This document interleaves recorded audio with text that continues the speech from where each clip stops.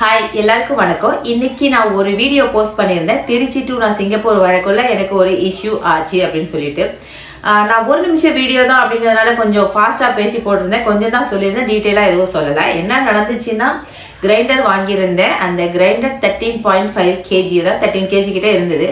ஆக்சுவலாக எனக்கு கேஜி வந்து 30 kg அலவுட். நான் என்ன பண்ணியிருந்தேன், 17 kg எக்ஸ்ட்ராவாக நான் சூட் கேஸில் போட்டு எடுத்துகிட்டு வந்திருந்தேன். இங்கே வந்து பார்க்கக்குள்ள தான் தெரிஞ்சது அது 13 இல்லை 15 கிட்ட இருந்துச்சு அப்படின்னு சொல்லிட்டு. ஸோ 2 கிலோ எக்ஸ்ட்ரா ஆயிடுச்சு. நான் என்ன பண்ணேன், எனக்கு என் கூட ஒருத்தவங்க வந்திருந்தாங்க, எனக்கு தெரிஞ்சவங்க தான். அவங்க வந்து என்ன லக்கேஜ் எடுத்துகிட்டு வரல, அவங்க 15 kg எடுத்துகிட்டு போகிறேன் அப்படின்னு என்கிட்ட சொன்னாங்க. சரி ஓகே, நாங்கள் தான் அவங்கள மீட் பண்ணேன். எனக்கு பேர் அதெல்லாம் அவங்களுக்கு தெரியாது, நான் ஏற்கனவே பார்த்துருக்கேன். அதனால் நான் அவங்ககிட்ட சொன்னேன், அவங்களும் எடுத்துகிட்டு போகிறேன்னு சொன்னாங்க. ஆனால் இதெல்லாம் வந்து நான் போர்டிங்கில் க்யூவில் நிற்கக்குள்ள நடந்த விஷயம்.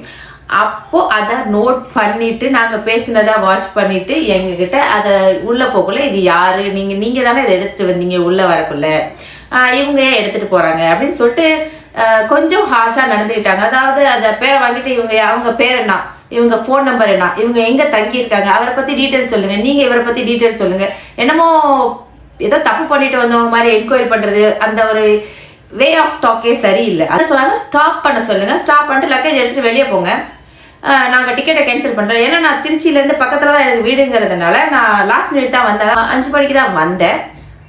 உள்ளே வந்து இவங்கள்ட்ட ஆர்கியூ பண்ணுறதுக்கே எனக்கு 5:45 கிட்டத்தட்ட எல்லாரும் கிளம்பிட்டாங்க. செக்யூரிட்டிலாம் கூப்பிட்டாங்க.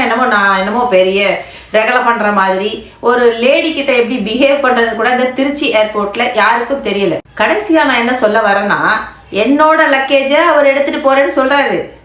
அவருக்கும் எனக்கு ஏற்கனவே தெரிஞ்சவங்க, நீங்கள் சேர்ந்து தான் பிஎன்ஆர் போடணும் அப்படிங்கிறாங்க. இப்போ நானும் என் ஹஸ்பண்டுமே டிக்கெட் போடுறோம் அப்படின்னா தனித்தனியாக, ஒருவேளை தனித்தனியாக போகிற ஐடியா இருந்து நாங்கள் தனித்தனியாக போட்டோம்னா நாங்கள் 2 பேர் லக்கேஜை சேர்ந்து எடுத்துகிட்டு போக முடியாதா? இது என்ன ரூல்ஸு? அதை விட இன்னொரு விஷயம் நடந்தது. நான் இங்கேருந்து போகக்குள்ள இந்த வளையல் புதுசான்னு கேட்குறாங்க, கோல்டான்னு. இதை வந்து கலட்ட முடியாமல், இது இன்னும் மாற்ற முடியாமல் நசுங்கி போயிருக்குது. பார்த்தாலே உங்களுக்கு தெரியும், நசுங்கி போயிருக்குது.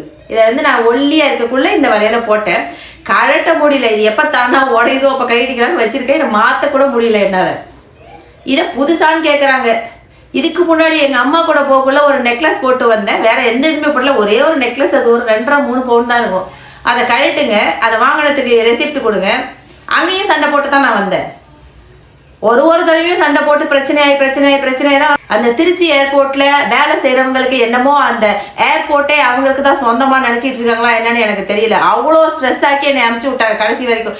இந்த வீடியோவை நான் முதலமைச்சர் ஸ்டாலினுக்கும் டேக் பண்ணி தான் விட போறேன். பார்த்துட்டு ஏதாவது ரெஸ்பாண்ட் பண்றதுன்னா தயவு செஞ்சு ரெஸ்பாண்ட் பண்ணுங்க. திருச்சி ஏர்போர்ட் ரொம்ப மோசம். எல்லாரும் அதைத்தான் சொல்றாங்க. இதுக்கு எந்த ஸ்டெப்பும் யாருமே எடுக்க மாட்டேங்கிறாங்க. தயவு செஞ்சு இதுக்கு ஏதாவது ஒரு ஸ்டெப் எடுங்க. உடனே கேட்டால் அது சென்ட்ரல் கவர்மெண்ட், இது இந்த கவர்மெண்ட். நாங்கள் எங்கே இருக்குதோ அங்கே தான் நாங்கள் கம்ப்ளைண்ட் கொடுக்க முடியும். நாங்கள் சென்ட்ரல் கவர்மெண்ட்டுக்கு போய் கம்ப்ளைண்ட் கொடுக்க முடியுமா? தமிழ்நாட்டுக்குள்ளே தானே இருக்குது திருச்சிராப்பள்ளி. முதலமைச்சர் ஸ்டாலினுக்கும் இதை டேக் பண்ணி விட போகிறேன். நான் அவரை ஃபாலோ பண்ணிட்டு இருக்கேன், இன்ஸ்டாகிராமில் டேக் பண்ணி விடுறேன். நான் இங்கே வந்து சிங்கப்பூர் இறங்கினதுமே வேலையாக கம்ப்ளைண்ட் எழுதி இமெயில் சென்ட் பண்ணிட்டேன் இண்டிகோவுக்கு. அதுக்கப்புறம் எனக்கு சர்வே கேட்டாங்க, உங்கள் ஜேர்னி எப்படி இருந்தது, ரொம்ப ப்ளசண்ட்டாக இருந்ததுன்னு. அதுலேயும் நான் கம்ப்ளைண்ட் ரெஜிஸ்டர் பண்ணிட்டேன், சர்வேல போயும் கம்ப்ளைண்ட் பண்ணிட்டேன்.